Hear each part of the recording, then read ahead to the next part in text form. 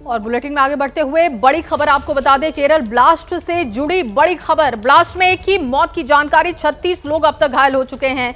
घायलों में 6 की हालत गंभीर बताई जा रही है। कन्वेंशन सेंटर में ये ब्लास्ट हुआ और देखिए बड़ा अपडेट जो दे रहे हैं, घायलों की संख्या लगातार यहां बढ़ती हुई दिखाई दे रही है। ब्लास्ट में एक की मौत, 36 लोग जख्मी बताए जा रहे हैं।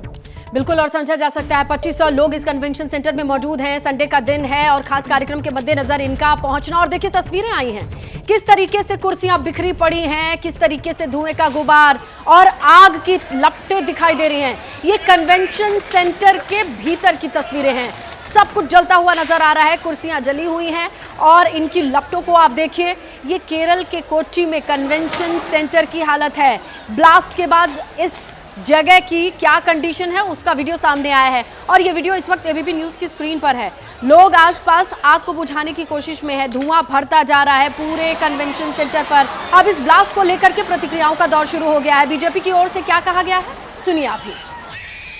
Today morning at 9:40 a.m. approximately, there was an explosion in Zamra International Convention Center, Kalamassery. In that convention center, regional convention was happening, and all our senior officers, including the Commissioner of Police and others, are at the spot. They are investigating the matter. We will find out who is behind this and will take very stringent action. I also request that no provocative posts or hate posts should be posted on the social media. If anybody is doing such thing, we will take very stringent action against them also. तो अभी आपने DGP को सुना कि इस पूरे मामले पर क्या अपडेट दे रहे थे, लेकिन ताजा अपडेट हम आपसे साझा करें। धमाके के पीछे बड़ी साजिश की बात निकल करके सामने आ रही है। इस बात की आशंका जताई जा रही है, कल इजरायल के समर्थन में प्रस्ताव पास हुआ था, प्रार्थना सभा में ही ब्लास्ट की भी खबर आई थी। तो केरल ब्लास्ट पर इस वक्त का बड़ा अपडेट आपको बताएं, जहां पर प्रार्थना सभा और धमाके के पीछे बड़ी साजिश की आशंका। इजरायल के समर्थन में प्रस्ताव पास हुआ था, प्रार्थना सभा का आयोजन हुआ था और अब ये ब्लास्ट की तस्वीरें भी आपके सामने हैं। अगर डॉट्स को कनेक्ट करें तो साफ तौर पर ये साजिश है। किस तरीके से, चलिए समझते हैं। और जो जरूरी जानकारी है वो अब आपके सामने हम ग्राफिक्स के जरिए रखने जा रहे हैं। ये ब्लास्ट कहां पे हुआ है ये भी देख लीजिए, और किस शहर में ब्लास्ट हुआ। कलामसेरी, कोच्चि में ये ब्लास्ट हुआ है। कितने बजे ब्लास्ट हुआ? सुबह 9:30 बजे की ये घटना है। किस जगह पर ये धमाका हुआ? यहोवा कन्वेंशन सेंटर। 2000 से ज्यादा लोग यहां पर मौजूद रहे। बिल्कुल, तो ये तो आप समझिए केरल में कोच्चि ब्लास्ट से रिलेटेड अगर अगले टाइम फ्रेम पर जाएं तो कब कब क्या क्या और कितनी कैजुअलिटी हुई। देखिए भीड़ थी कुल 2000 से ज्यादा, कन्वेंशन सेंटर की कैपेसिटी ठीक थी। कितनी मौतें? अभी तक एक मौत की पुष्टि हुई है। कितने लोग घायल हैं? अब तक 36 की खबर है, लेकिन ये आंकड़ा बढ़ रहा है। आपको बताएं 25 से 36 पर गए। और कैसे हुआ धमाका? तो आईईडी के जरिए ये धमाका हुआ। बिल्कुल, और ये किस जगह पर धमाका हुआ है एक बार फिर से आपको बता दें। यहोवा कन्वेंशन सेंटर, जहां पर लोग जुटे हुए थे। प्रार्थना सभा यहां पर चल रही थी। हो क्या रहा था? तो वहां पर प्रार्थना सभा चल रही थी और संडे का दिन भी था, इसलिए ज्यादा से ज्यादा लोग वहां पर पहुंचे थे। कैसे ये धमाका हुआ? आईईडी का इस्तेमाल किया गया। सूत्र जो अब तक ये बता रहे हैं कि यहां पर आईईडी का इस्तेमाल किया गया है। चश्मदीद क्या कह रहे हैं? 3 से 4 धमाके हुए। आशीष मेरे सहयोगी इस वक्त जुड़ चुके हैं ज्यादा जानकारी के साथ फोन लाइन पर। आशीष, क्योंकि अब तक जो जानकारी सामने आ रही है कि प्रार्थना सभा चल रही थी, 36 लोग जख्मी हैं, एक व्यक्ति की मौत हो गई है। इसके अलावा क्या अहम जानकारी आपके पास? जी देखिए, ये जो प्रार्थना सभा है, एक संस्था है यहोवा विटनेस, ये एक इंटरनेशनल ऑर्गेनाइजेशन है, उसकी ये सभा थी, कांग्रेगेशन था। ये धार्मिक सभा शुक्रवार को शुरू होती है और आज उसका आखिरी दिन था। शुक्रवार, शनिवार और रविवार 3 दिन की ये धार्मिक सभा थी। इसमें यहोवा विटनेस के जो भी मेंबर्स हैं, सदस्य हैं, वो इकट्ठा हुए थे। और खास बात ये कि कल शनिवार को इस कांग्रेगेशन में इजरायल के ऊपर आतंकी हमला और हमास के द्वारा किए गए हमले पर एक प्रस्ताव पारित हुआ था। उस प्रस्ताव में हमास को कंडेम किया गया, हमास के जो हमले को निंदा की गई और इजरायल पे टेररिस्ट अटैक की भी निंदा की गई। और आज जब इस कांग्रेगेशन का आखिरी दिन था, आखिरी दिन में करीब 9:35 से लेकर 9:40 के बीच में 2 धमाके होते। धमाके छूटते कम तीव्रता के थे, लेकिन धमाके के तुरंत बाद आग लग गई, जिससे हॉल में धुआं फैल गया और काफी अफरा तफरी मच गई।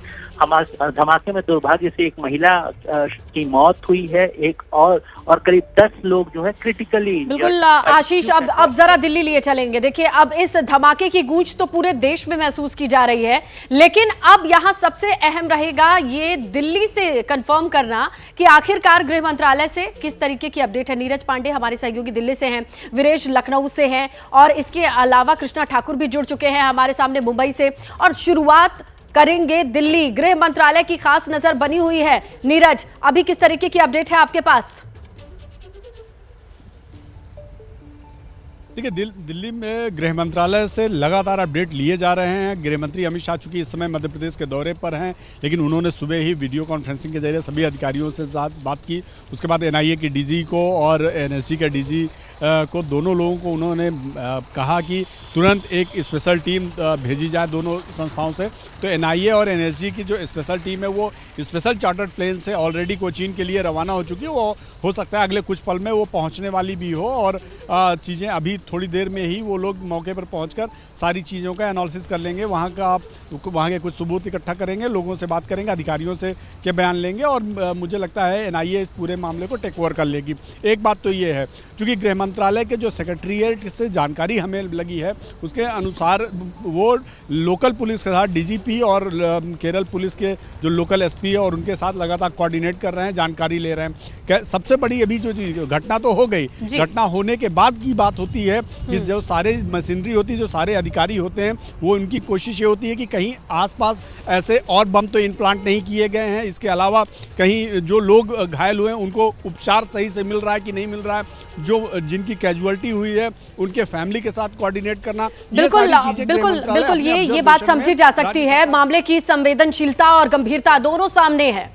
बिल्कुल, और देखिए लखनऊ में भी इसको लेकर अलर्ट जारी हो चुका है। वीरेश मेरे सहयोगी वहां पर बने हुए हैं, उनके पास भी जाएंगे, लेकिन उस बीच आपको बड़ी खबर दे दे, केरल ब्लास्ट को लेकर यहूदी धार्मिक स्थलों पर सिक्योरिटी अब बढ़ा दी गई है। बड़ी खबर आपको दे दें, अलर्ट पर मुंबई है, यहूदी धार्मिक स्थलों पर सिक्योरिटी बढ़ा दी गई है और धार्मिक स्थलों पर हाई लेवल सिक्योरिटी की गई है, क्योंकि केरल में जो घटना हुई है उसके बाद से अब मुंबई में अलर्ट पर मुंबई को रखा गया है और वहां पर अब जो किस तरीके से अलर्ट को देखते हुए फोर्सेस बढ़ाई गई हैं और हाई लेवल सिक्योरिटी वहां पर बढ़ी है। मुंबई का रुख करेंगे, कृष्णा मेरे सहयोगी वहां पर लगातार बने हुए हैं। कृष्णा, क्योंकि अलर्ट पर मुंबई है, किस तरीके की अव्यवस्थाएं वहां पर दिख रही हैं? देखिए, जिस तरीके से केरल में बम ब्लास्ट हुआ उसके बाद मुंबई पुलिस अलर्ट मोड पर है। मैं इस वक्त मौजूद हूं मुंबई के कुलाबा इलाके में, दक्षिण मुंबई का ये इलाका आता है और आप मेरे पीछे जो ये बिल्डिंग देख रहे हैं ये छावड़ हाउस है। छावड़ हाउस 26/11 के हमलों में एक जो टारगेट रहा है और उसके बाद से ही मुंबई पुलिस जो है इसकी सुरक्षा कर रही है और बेहद ही संवेदनशील इलाकों में ये आता है। हालांकि पुलिस ये बता रही है कि अलर्ट मोड पर है, लेकिन यहाँ पे अभी तक अतिरिक्त जो है वो पुलिस बल की तैनाती नहीं की गई है। ये जो पुलिस आप देख रहे हैं यहाँ पर गश्त करते हुए, ये पुलिस वो है जो पहले से ही 26/11 के समय से ही यहाँ पर जो है इस बिल्डिंग की सुरक्षा करते आ रहे हैं। लेकिन ये जरूर है कि इस हमले बम ब्लास्ट के बाद जो मुंबई पुलिस है वो अलर्ट मोड पर है और ये इसलिए भी है क्योंकि आने वाले दिनों में 2 नवंबर के दिन वानखेड़े स्टेडियम में जो है वो अंतर्राष्ट्रीय मैच होना है। इसके लिए मुंबई पुलिस जो है अपनी तरफ से किसी भी तरीके की कोताही नहीं बरतना चाहती है और यही कारण है कि सिर्फ यहूदी सेंटर ही नहीं बल्कि मुंबई में जो तमाम ऐसे संवेदनशील जगह है वहां पर मुंबई पुलिस अपनी नजर बनाए हुए है। बिल्कुल, तो ये कंडीशन है, कृष्णा हमारे सहयोगी बता रहे थे। लेकिन अगर बात करें अलर्ट की तो लखनऊ में भी है और इसे लेकर के बड़ी खबर आ रही है। केरल ब्लास्ट के बाद यूपी में हाई अलर्ट की खबर है। यूपी एटीएस को अलर्ट कर दिया गया है। सीएम योगी ने डीजीपी गृह सचिव से बातचीत की है। इकाना स्टेडियम की सुरक्षा बढ़ाई गई है। आपको बताएं इंडिया इंग्लैंड का मैच चल रहा है, लेकिन ब्लास्ट की खबर आती है। इसके बाद ताजा अपडेट यह है कि सीएम ने डायरेक्ट इस पूरे मामले को बहुत ही सेंसिटिवली लिया और कहा कि सुरक्षा बढ़ा दी जाए। जितनी अमूमन सुरक्षा होती है उससे सुरक्षा बढ़ाने के संकेत मिल रहे हैं। ग्राउंड पर क्या असर है इसका, आइए समझते हैं। ग्राउंड पर ही लिए चलते हैं, हमारे सहयोगी वीरेश पांडे बने हैं। वीरेश, जरा बताएं, समझाएं किस तरीके का अलर्ट आप महसूस कर रहे हैं, कुछ चेंजेस है?